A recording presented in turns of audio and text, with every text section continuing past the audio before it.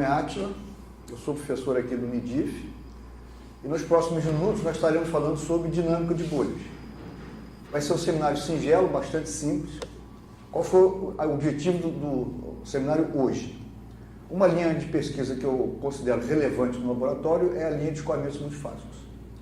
E há muito conhecimento fundamental que precisa ficar muito esclarecido logo no começo. Então eu gostaria que esse fosse um seminário que seria o primeiro de uma série, e nessa série abordaríamos temas eventualmente mais complexos, mas hoje o que nós gostaríamos de falar seria sobre forma de bolhas e velocidade de bolhas. O plano da apresentação será o seguinte: eu vou fazer uma breve introdução, vou explicar os métodos de análise, vou explicar a importância dos padrões de escoamento, vou mostrar como que escoamento multifásico frequentemente precisa de soluções particulares, embora em vários casos soluções gerais possam ser obtidas. Depois vou falar bastante sobre formas de bolhas isoladas, sobre a velocidade de bolhas isoladas, velocidade de ascensão principalmente. Vou falar um pouquinho de quebra de bolhas e finalmente irei concluir.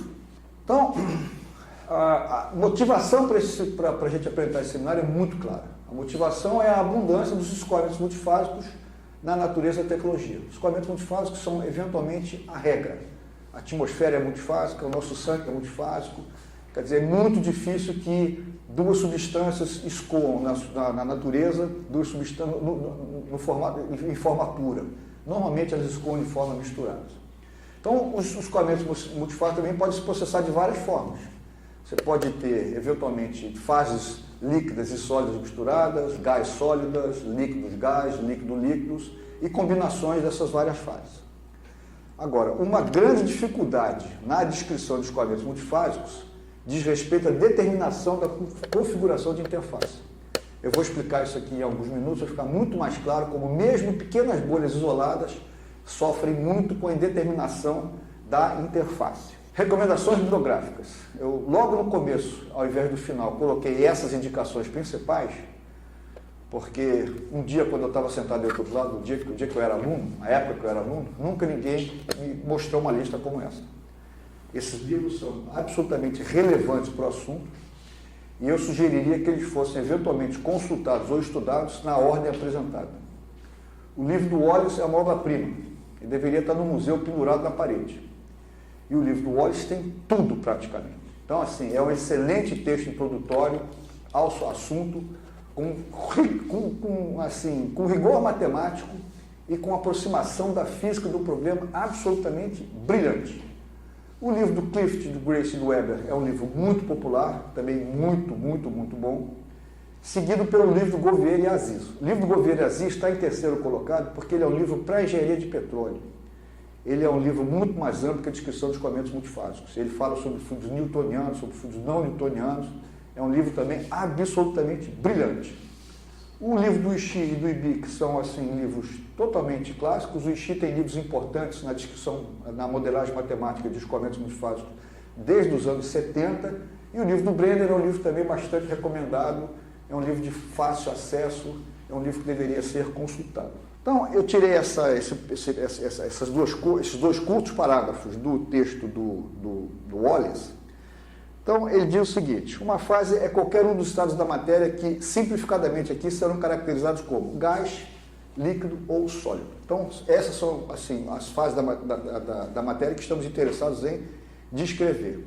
E o escoamento multifásico é o escoamento simultâneo de várias fases. Por que essa ênfase é importante? Se nós tivéssemos líquido e líquido escoando juntos, por exemplo, óleo e gás, em teoria seria um escoamento monofásico. É a mesma fase escoando. Mas são componentes diferentes, não são os mesmos componentes. Então, frequentemente, nós nos referimos também a escoamentos com dois componentes distintos, que escoam na mesma fase como escoamentos bifásicos. Então, fica apenas aqui esse adendo. Os métodos de análise são abundantemente conhecidos por todos. Correlações são importantíssimas, elas precisam de muita fundamentação de análise dimensional e elas são apropriadas a vários casos particulares. A dificuldade com correlações é exatamente essa, elas frequentemente se prestam a descrever fenômenos muito particulares. Os modelos analíticos simples eventualmente serão aqui discutidos nas próximas palestras Existem os modelos homogêneos, escoamentos separados, fluxos relativos. Eu vou falar um pouquinho mais sobre a classificação de escoamentos multifásicos nos próximos slides. Os modelos homogêneos, frequentemente, a gente trabalha com pseudofluido, que é uma combinação dos 2 fluidos ou dos 3 fluidos que estão escoando. Os modelos separados, as fases são facilmente identificadas e facilmente separáveis, de tal modo que dá para se trabalhar com relações mecânicas muito simples. E os modelos de fluxo relativo são importantes, a gente chama de drift flux. Eu acho que isso aqui também mereceria uma descrição particular. Análise integral, frequentemente são dimensionais, elas trabalham com as equações básicas da mecânica de fluidos na forma integral. Análise diferencial também pode ser em 1, 2 ou 3 dimensões. Análise diferencial é muito, muito complicada, porque, de novo, a posição da interface precisa ser conhecida, e se o escoamento for um número de Reynolds muito alto, o escoamento escoa também no estado turbulento, e essa descrição é bastante complicada. E, finalmente, existem teorias, assim, meta-análises universais. O que são meta-análises universais? Isso é uma ferramenta muito poderosa, que trabalha com argumentos que independem do regime do escoamento, do padrão do escoamento. Então, esses argumentos frequentemente são argumentos baseados em limite. Algumas classes de escoamento, no limite, quando o Reynolds fica muito alto, ou quando uma grandeza excede um certo valor, eles tendem a um estado assintótico. Então, essas técnicas são muito poderosas, mas elas carecem, de novo, de fundamentação matemática muito apurada. Eu coloquei aqui agora um quadro a seguir, que é a classificação de escoamentos bifásicos, que está no ICHI, que é o livro que ele primeiro fez essa classificação em 75. Então, ele basicamente separa as classes de escoamento em escoamentos separados, são aqueles entre as interfaces são muito bem definidas e conhecidas, escoamento em jato, escoamento anular, escoamento em filme, etc, etc. Escoamentos em que a fase dispersa pode ser bem caracterizada com relação à fase contínua. Nós vamos ver vários exemplos aqui, escoamento em bolhas, escoamento em partículas escoando. E entre essas duas classificações, separados ou dispersos, tem a de escoamentos transicionais ou fluidos mais complexos. Escoamento em golfadas, escoamento agitados, escoamento que envolve muitas fases. Então, assim, essa é a classificação do ICHI. Agora, um detalhe bastante importante na descrição de escoamentos multifásicos, como eu já venho enfatizando bastante, é a definição de padrões. Então, nesse slide, eu coloquei que a gente fala sobre padrão de escoamento, eu coloquei uma figura bacana do Wallace, em que num tubo vertical, vários estados diferentes coexistem. Então, aquele ali é um tubo passando água, em que eventualmente calor é adicionado na parede. Então, eles começam como escoamento líquido, a gente só tem água. Essas gotas a parte da água começa a evaporar e se formam pequenas bolhas, então pode dar origem a um escoamento em bolhas. Essas bolhas podem coalescer, dando origem às bolhas maiores. Esse escoamento, eventualmente, quando as bolhas ficam muito grandes, transiciona para o escoamento em golfadas.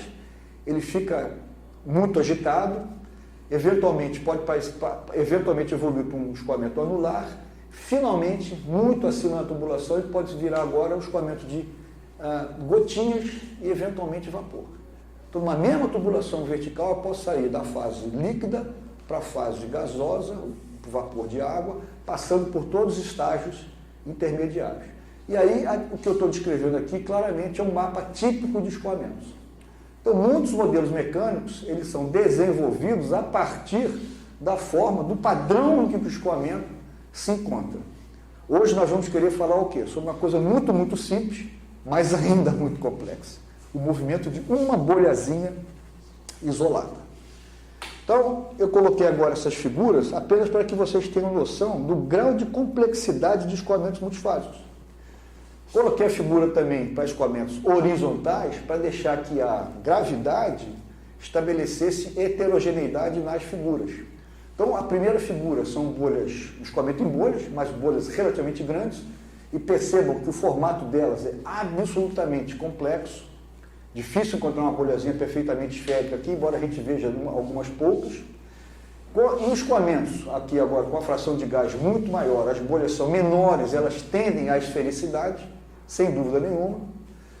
Na parte de baixo temos uma bolha grande, e a complicação da descrição dessa própria bolha pode ser vista pelas ondas de instabilidade na superfície dela. E, finalmente, um escoamento horizontal complicadíssimo. Se vocês olharem fixamente para essa figura, vocês vão ter muita dificuldade em entender o que está acontecendo aí. Eu posso lhes explicar. Tem uma bolha muito grande de fundo, vocês vão ter dificuldade de ver, porque já são várias bolhas grandes colapsando entre elas, e um número grande de pequenas bolhas ao redor dela. Então, esse tipo de escoamento é o escoamento que, eventualmente, gostaríamos de descrever. Então, algumas perguntas muito simples. Qual é agora a perda de carga provocada por esses 4 tipos de escoamento diferentes? Essas perguntas, frequentemente, são muito difíceis, complexas de serem respondidas. Finalmente, eu vou deixá-los com essa figura aqui, que é uma figura que também podem ser identificadas bolhas grandes, mas verifiquem agora a forma das bolhas, a abundância com que elas aparecem, o modo como elas se aglomeram e não coalescem. É possível ver várias bolhas aqui distintamente, e a descrição desse enxame de bolhas, como é que elas interagem entre si, como elas influenciam o padrão de escoamento. De novo, isso é muito difícil. Vou entrar no tema objetivo hoje da palestra, que é descrever a forma e a velocidade de bolhas isoladas. As bolhas isoladas, elas são, o movimento delas, a forma delas é influenciado por vários fatores físicos. Então, também esses 5 fatores, eles são listados a partir do livro do Wallace. A inércia do gás e do líquido são muito importantes, a gente vai ver isso em alguns minutos. A viscosidade de ambas as fases também é muito importante. A diferença de densidade entre as fases, que vai gerar empuxo, também é importantíssima. A tensão interfacial é de relevo também. E qualquer contaminação da superfície entre as duas fases. Porque a gente vai verificar que isso tem um efeito muito dramático no item anterior que a gente acabou de discutir, que é a tensão interfacial. A descrição de pequenas bolhas, etc., depende muito fortemente de alguns grupos adimensionais. E os 3 grupos elencados aqui são grupos muito importantes. O número de Reynolds é um velho conhecido de vocês, e ele relaciona as forças inerciais, ou efeitos inerciais, aceleração do fluido, com efeitos viscosos. Então, ambas fases serão muito afetadas pelo número de Reynolds, em particular a fase contínua. Frequentemente, se a diferença de massa específica de viscosidade entre as fases for muito grande, o número de Reynolds da fase dispersa pode ser desprezado como em bolha, a gente vai dar uma olhada nisso. O número de Etvesh é um número importantíssimo, ele relaciona os efeitos de gravidade e empuxo com os efeitos de tensão interfacial. Então, a forma de bolhas depende fortemente do número de Reynolds e do número de Etvesh. E, finalmente, um grupo adimensional muito importante, que é o número de Morton, e que tem uma peculiaridade incrível. O número de Morton só depende das propriedades físicas do sistema, do escoamento. Não tem dinâmica no número de Morton. Então, vamos ver como é que a gente consegue explorar essas características nos próximos slides. Esse é um gráfico clássico, ele pode ser encontrado no livro do Clift Grayson Weber. E aí, como é que esse gráfico funciona? Ele é um mapa de forma de bolhas. Então, na abscissa aparece o número de Etvesh. Com o número de Etvesh, dado o número de Morton, que são essas linhas, e, portanto, são propriedades físicas do sistema, a gente pode, dado o Etvesh e dado o número de Morton, a gente consegue verificar qual é o número de Reynolds em que a partícula está subindo em velocidade terminal. Então, a gente consegue calcular a velocidade terminal da partícula. Posso fazer agora o contrário. Se eu souber a velocidade terminal da partícula e tiver o número de Morton, eu posso eventualmente determinar o diâmetro equivalente, fazendo uma combinação dos dois, verificando que é o número de Etvesh. Então, esse gráfico é um gráfico importante, e a partir de Etvesh e de Reynolds e do Morton, ele nos oferece várias classificações de formas de bolha, que podem ser esféricas, bolhas esféricas em ar e água, frequentemente são bolhas inferiores a 1 milímetro de diâmetro. Elas podem ter uma forma elipsoidal, elas podem ter uma forma de uma calota, elas podem ter a forma de uma calota deformada, elas podem ter uma forma relativamente disforme, que em inglês é chamada de wobbly. Esse próximo gráfico é um gráfico semelhante ao anterior, foi publicado alguns anos depois, os autores são Baga e Weber, e aí há uma descrição um pouco mais detalhada aqui, assim, mais arrumada, das várias formas diferentes. Então, sobre a questão de formas, então basicamente é isso. Com aqueles 2 grupos adimensionais, com o Etvesh e com o Reynolds, E com Morton, eventualmente, a gente consegue definir bem a forma. Vou falar agora sobre velocidade de bolhas isoladas. A velocidade de uma bolha isolada, ela depende basicamente, a descrição do movimento dela, a gente vai supor inicialmente como se fosse um movimento retilíneo, depende basicamente de um balanço entre empuxo e força de arrasto. Tá? E como que essas forças estão relacionadas com aquelas... E como é que essas forças se relacionam com o escoamento e com a grandeza e com as propriedades físicas do escoamento. Então, a gente acabou de mencionar que o que é importante perceber aqui agora? Há uma distinção agora que a gente vai tentar estabelecer entre bolhas que têm uma superfície limpa e bolhas que têm uma superfície contaminada. Quando a superfície da bolha é muito contaminada, frequentemente a gente consegue, sobre essa bolha, como condição de contorno, impor a condição de não deslizamento. E essa bolha praticamente se comporta como se fosse uma partícula sólida. Então, partículas altamente contaminadas, a gente vai ver agora daqui a pouco, elas se comportam como se fossem esferas ou partículas sólidas. Mas, se essa superfície for limpa, se ela for pouco contaminada, a condição que a gente tem que impor sobre a superfície é de... a gente pode permitir deslizamento. Deslizamento é permitido. Então, nós nos referiremos, então, a bolhas como superfície ou esferas líquidas. Tá? Então, a gente vai fazer... ou fluidas. Então, a gente vai fazer a distinção, entre esferas fluidas, que são aquelas em que a gente permite deslizamento entre as duas fases, e esferas sólidas, que são aquelas em que não há deslizamento entre as fases. Então, agora, uma equação muito simples, isso é o início de tudo. Segunda lei de Newton, suponha que nós desejemos agora descrever o movimento de uma partícula qualquer no fluido. No caso, uma bolha ou uma partícula mais leve, seja lá o que for. Então, o somatório das forças igual a massa da aceleração. Basicamente, as duas forças envolvidas são, estou mostrando aqui na equação 11 e 12, a força de empuxo, e há agora 3 termos que estão relacionados ao arrasto. Nessa equação tem aqui o ρP Vdu dt, isso é a massa vezes a aceleração, esse ρP é a massa específica da partícula considerada, mas tem esse ρ sobre 2, que é a densidade, a massa específica da fase contínua. O que acontece com o movimento de uma partículazinha quando ela parte do repouso? Quando ela parte do repouso, parte do fluido que está ao redor dela, ela precisa arrastar junto.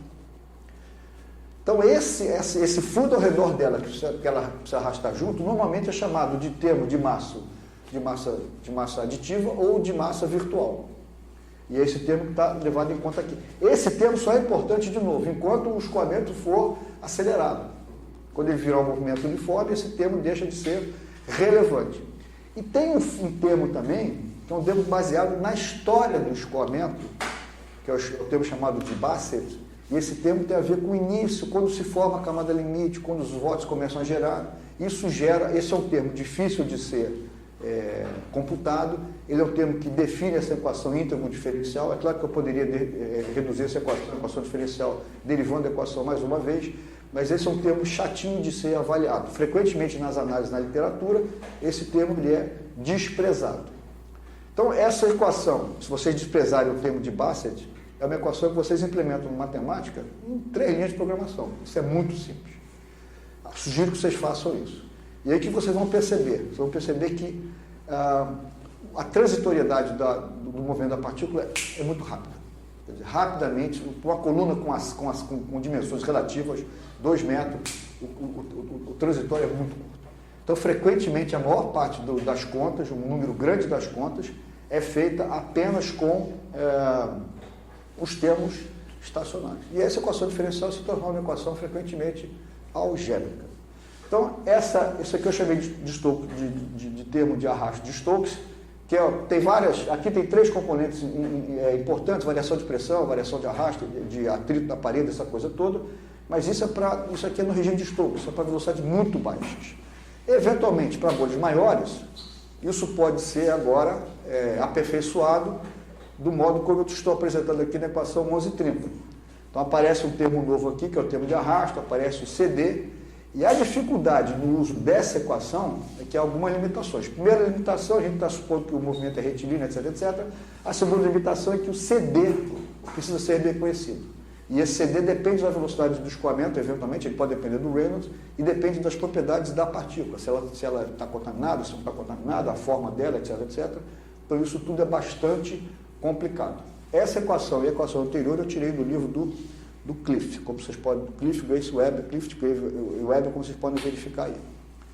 Então, tudo que eu andei falando nos últimos minutos está agora expresso, resumido nesse slide. O que esse slide mostra? Ele mostra, aqui na abscissa, o equivalente diâmetro, o diâmetro equivalente de uma pequena bolhazinha, e, aqui na ordenada, a velocidade terminal. Então, o que nós acabamos discorrendo? A gente acabou de dizer que o movimento da bolha depende do fato dela ser limpa ou contaminada. Uma bolha totalmente limpa, ela segue essa curva superior. As bolhas contaminadas, elas seguem essa região toda achurada que é mostrada na figura. Então, reparem que abaixo de um certo limite de diâmetro, a curva é única, ou seja, não importa se a bolha seja contaminada ou não, a velocidade terminal será a mesma. A partir de um outro limite, a partir de 20 centímetros, o que acontece é que também há uma independência da velocidade da bolha com relação ao número de Etcheverst, etc. Mas tem uma faixa grande, de 1 milímetro até 20 milímetros, em que a dependência é muito forte do grau de contaminação da bolha. Então, acima do regime esférico, existe o regime elipsoidal e, finalmente, a forma de bolhas na forma de calota. Para as bolhas pequenas, essas equações que eu estou colocando aí agora, 11, 12, 13, me perdoem o anglicismo, mas eu cortei essas equações, esse texto, de alguma coisa que já tinha sido escrita. Então, alguns slides, eles vão ter uma mistura de português com inglês, me perdoe, mas eles são facilmente entendíveis. Então, para bolhas com diâmetro inferior a 1 milímetro, a equação 11 funciona bem como uma equação para descrever a velocidade dela, terminal, a velocidade de ascensão para um escoamento estacionário. Para bolhas acima de 1,5 milímetro até 20 milímetros, essa equação aqui embaixo, a equação 14, que pode ser encontrada também no Cliff Weber, Grace Weber, ela é uma equação importante. Então, com esses conceitos muito simples que a gente introduziu nos últimos minutos, você já consegue calcular a velocidade de bolhas em diâmetros variando de muitos poucos milímetros até 20 milímetros. Tá? De um jeito relativamente simples. Essa equação, a equação anterior, ela inclui, como vocês podem perceber, um pouquinho do grau de contaminação da bolha, tá? Está descrito as propriedades, está ali dentro do Morton, está na viscosidade dela, essa coisa toda.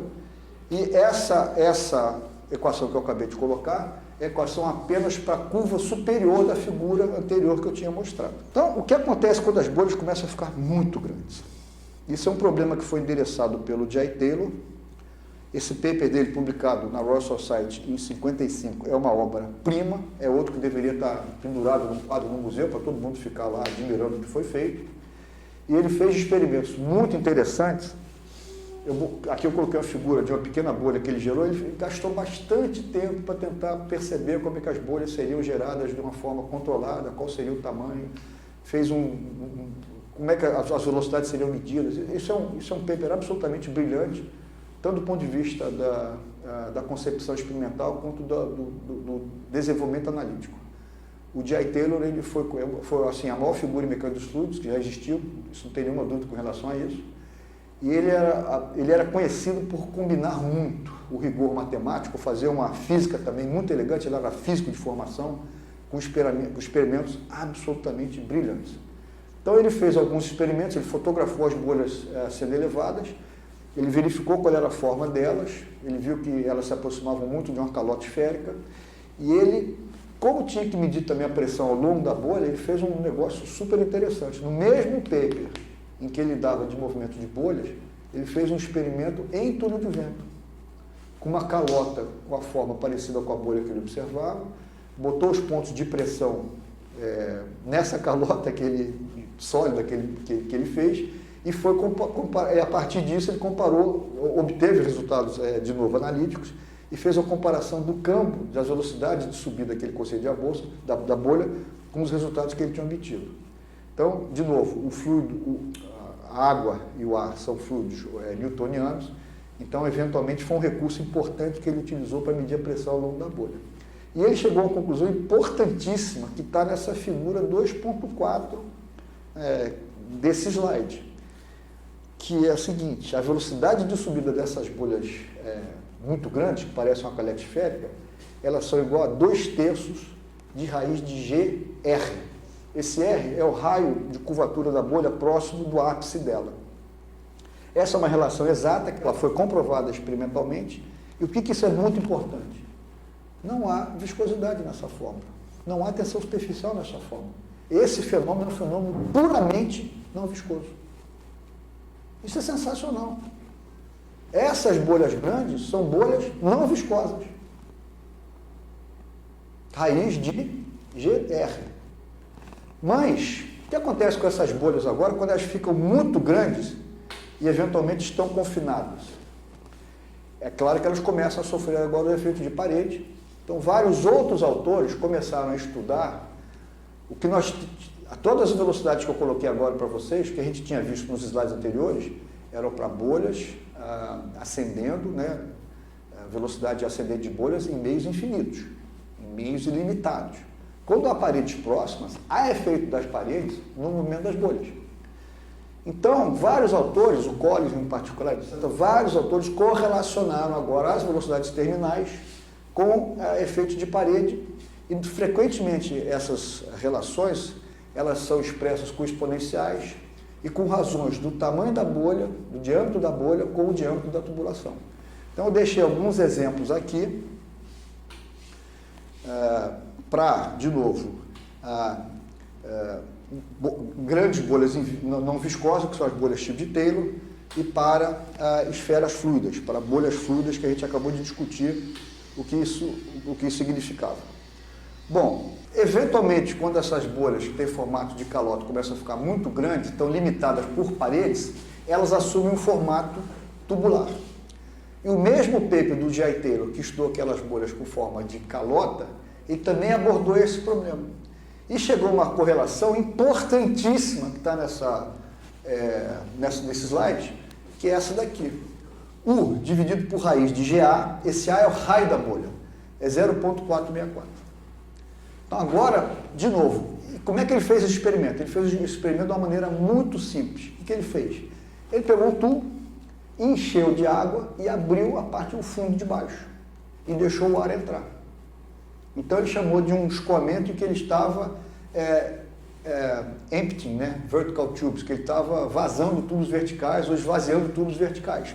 E mediu a velocidade de subida de bolha e comparou com a teoria que ele estava desenvolvendo e chegou a esse resultado. Então esse é um resultado absolutamente importante, tá? Importantíssimo. Agora eu queria falar o que acontece com bolhas que não, elas estão isoladas, mas não no meio agora estagnado. O fluido está se movendo. Então como é que eu calcularei a velocidade dessa bolha? Porque agora ela não está no meio em repouso. O fluido está se movendo e ela está se movendo junto.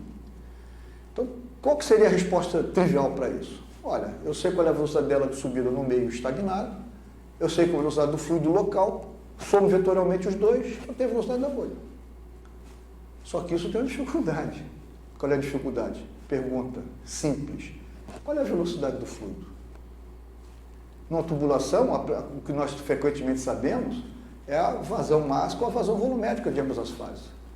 Mas a velocidade local, a gente discutiu isso anteriormente, depende dos padrões de escoamento, são difíceis de serem definidas.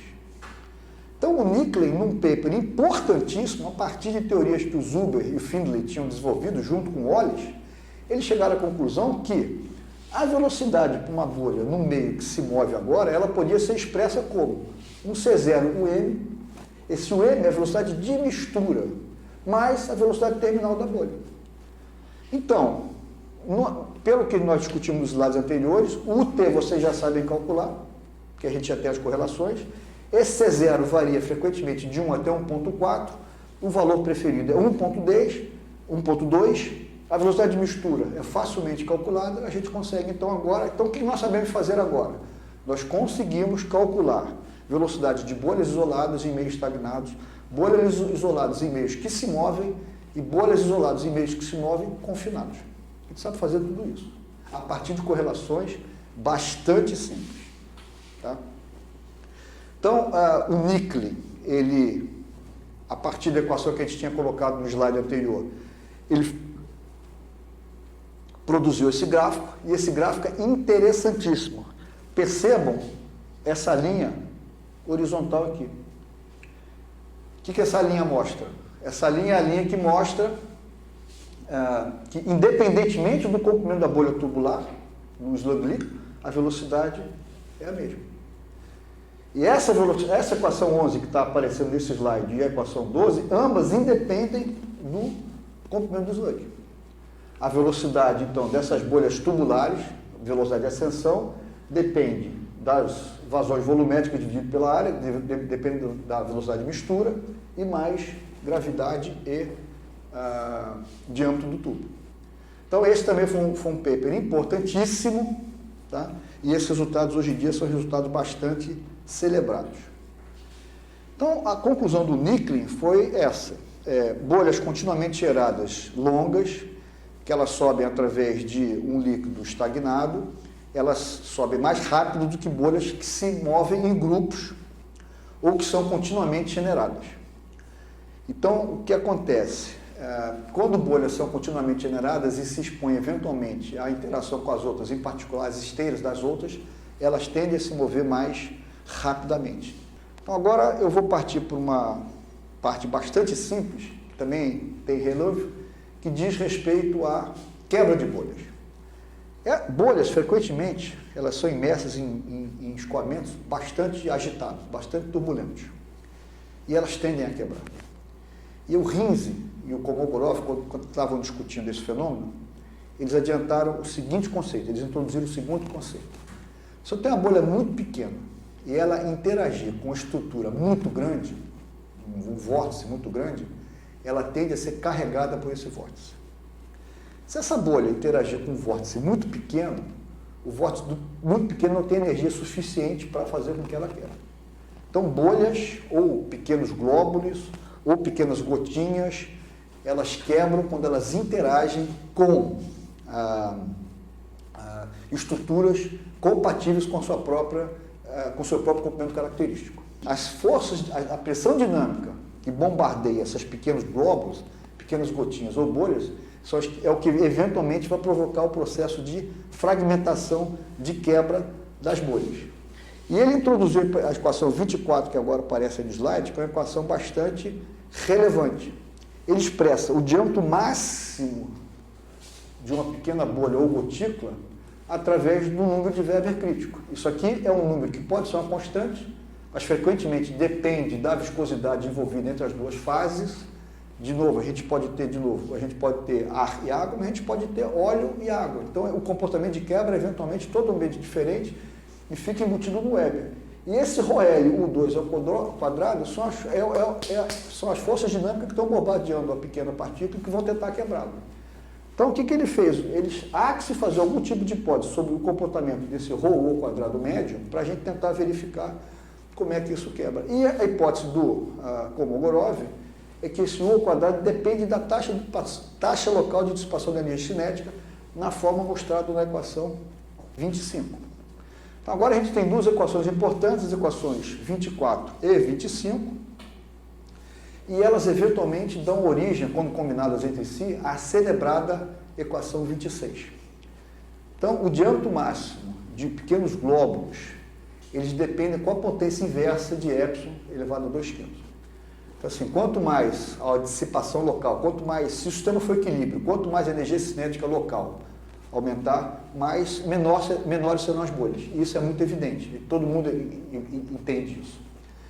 Então, eventualmente, a equação 26, se nós substituirmos a velocidade, se a gente supusermos que o escoamento é homogêneo, isotrópico, etc., considerarmos que esse U ao quadrado médio é 2/3 de K, a gente chega na equação 27, que é a equação, de novo, que relaciona diretamente o diâmetro máximo com é a energia cinética local do escoamento.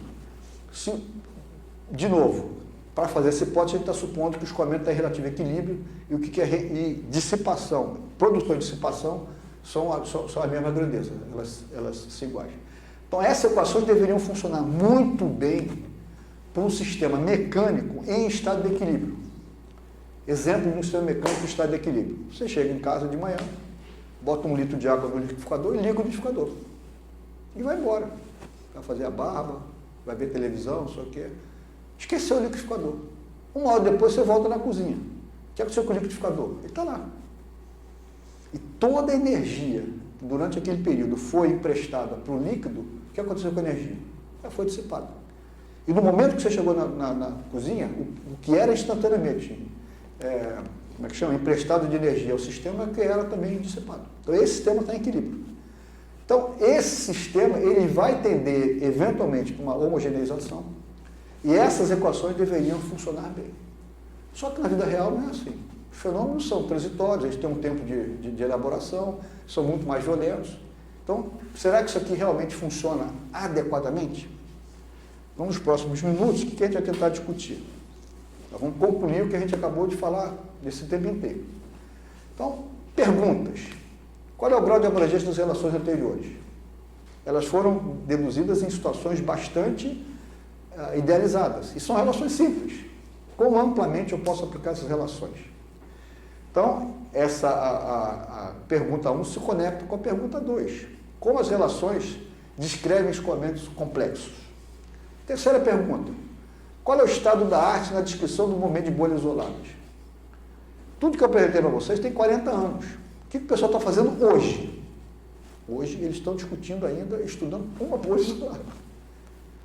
Então, como isso é feito? É raro hoje em dia encontrar na literatura um artigo que descreva com escalas apropriadas o momento de uma bolha isolada, subindo no meio estagnado, sujeito a variações de pressão e temperatura. Isso não existe.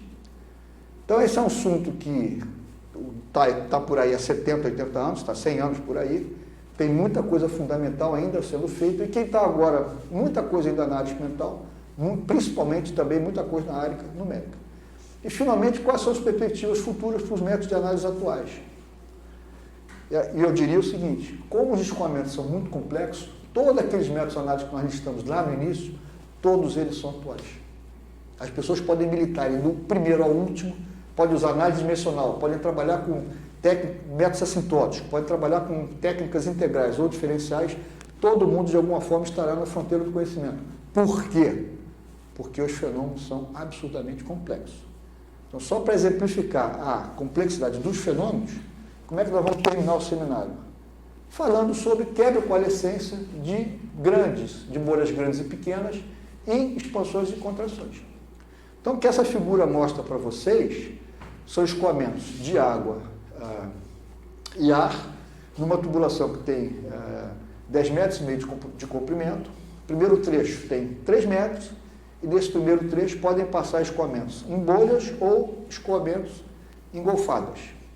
Esses escoamentos transicionam na expansão e aí na região superior, na região de diâmetro, o tubo inferior, esqueci de dizer, tem 1 polegada, o próximo tubo tem 2 polegadas. Então isso aqui é uma transição com relação de área de 1 para 4, seguida depois de uma contração com relação de área também de 4 para 1. Então as bolhas aqui quebram, coalescem, o padrão de escoamento no primeiro trecho de tubo dá origem ao segundo padrão de escoamento, que eventualmente, depois da contração, evolui para um terceiro tipo de padrão. E a pergunta cretina, a pergunta que todo mundo gostaria de fazer é o seguinte, o escoamento que começou no primeiro tubo, passado essas transições todas, ele retorna depois de uma grande dimensão para o que ele era anteriormente? A resposta que todo mundo daria para vocês é sim. A gente vai mostrar aqui, não.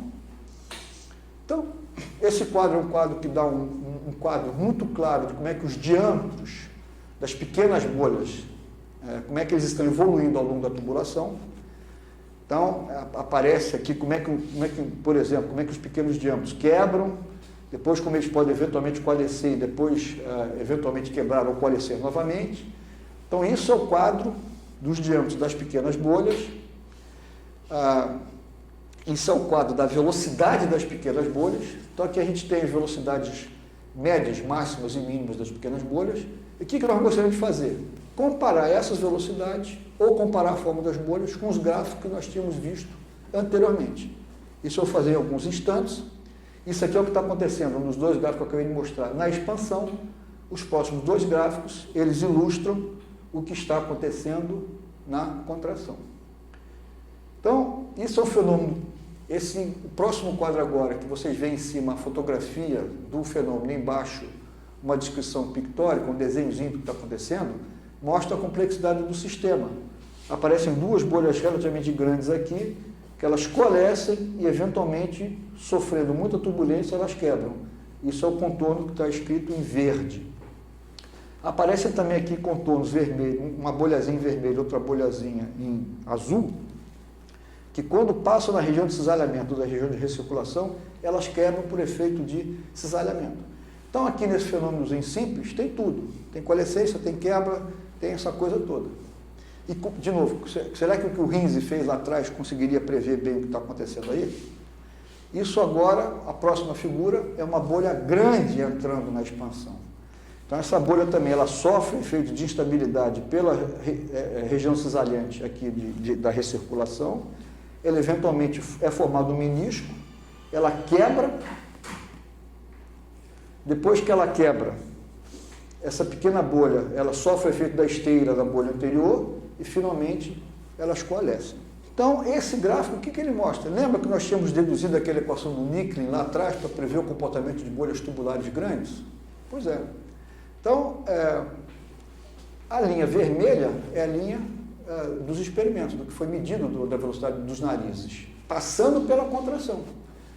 Então, lembram que naquela equação, a velocidade de mistura depende do diâmetro da tubulação e o raiz de GD também depende do diâmetro da tubulação.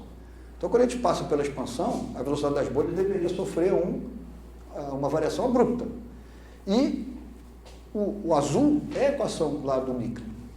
Então, verifiquem que há uma correlação forte, isso descreve relativamente bem o fenômeno, tanto na tubulação de entrada, quanto na expansão da tubulação de saída.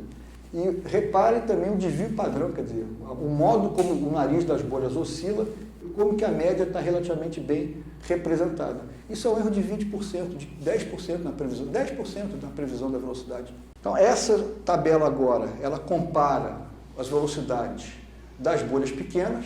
Então, velocidade medida 1,88, velocidade encontrada 1,79, velocidade medida 0,25.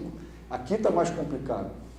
Mas, assim, em regiões em que a interação não é muito grande, reparem, 2,20 para 2,48, 0,64, 0,73, 0,62, 0,64, aquelas correlações simples que nós desenvolvemos, aplicadas a um problema extremamente complexo, fornecem resultados que ainda são relativamente aceitáveis. Isso aqui agora também o que acontece na expansão e na contração para as bolhas grandes, como é que as velocidades teóricas se comparam com as velocidades experimentais, e a concordância, os erros são até no máximo de 15%, o que é uma concordância muito boa. Essa figura próxima agora é o que acontece no escoamento na contração. E por que essa figura foi colocada? Essa figura foi colocada para explicar quão complexos são os escoamentos multifásicos. Quando o escoamento entra na contração, se forma, logo na entrada da contração, um filme de gás. Esse filme de gás é extremamente instável e ele se quebra em muitas bolhas muito pequenas. Essas bolhas muito pequenas são praticamente indestrutíveis. Então, o que significa isso? Significa que, embora elas contabilizem pouco para o volume total do gás que passa aí, essas pequenas bolhas que não existiam nos escoamentos originais, elas não vão quebrar e não vão coalescer, elas são muito pequenas. Então, isso garante que esse escoamento, o escoamento anterior, esse escoamento vai ter um número maior de bolhas menores que anteriormente não existia. Então, esse escoamento não vai conseguir voltar exatamente para o padrão que ele era. Por quê? Porque tem um processo de quebra aqui que gera bolhas muito pequenas.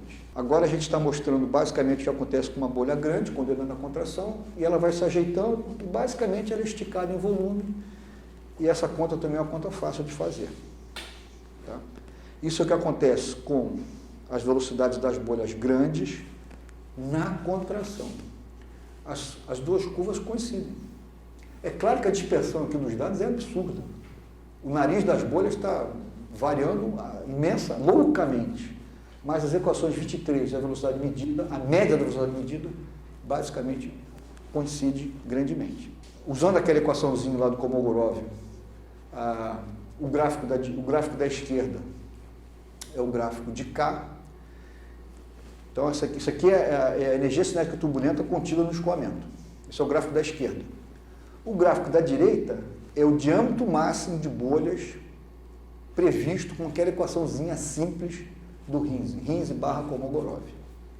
Então, como é que esse gráfico da direita agora se compara com os experimentos? A síntese aparece dessa figura. Essas curvas todas que estão vendo são as medições locais dos diâmetros de bolha. Tem muita quebra no centro da tubulação e, eventualmente, quando a gente se afasta do centro da tubulação, as bolhas podem ficar um pouco maiores. Mas o diâmetro médio experimental é a linha vermelha que está aqui. E o diâmetro médio calculado pela correlação lá do Rhinze é a linha verde. Então, elas estão relativamente próximas, estão em torno de 4 milímetros. De novo, o que a equação do Rhinze me fornece, no final das contas, é apenas isso daqui. A gente fez a média daquele gráfico anterior e comparamos com a média das medições. A relação é essa daí. Então, há uma certa relação, uma relação firme entre experimentos e o que a gente faz de previsão teórica. Eu vou concluir nesse momento. Eu queria hoje falar muito sobre fórmulas e movimentos de bolhas pequenas e grandes, confinadas ou não, expostas a um fluido que escoa ou não.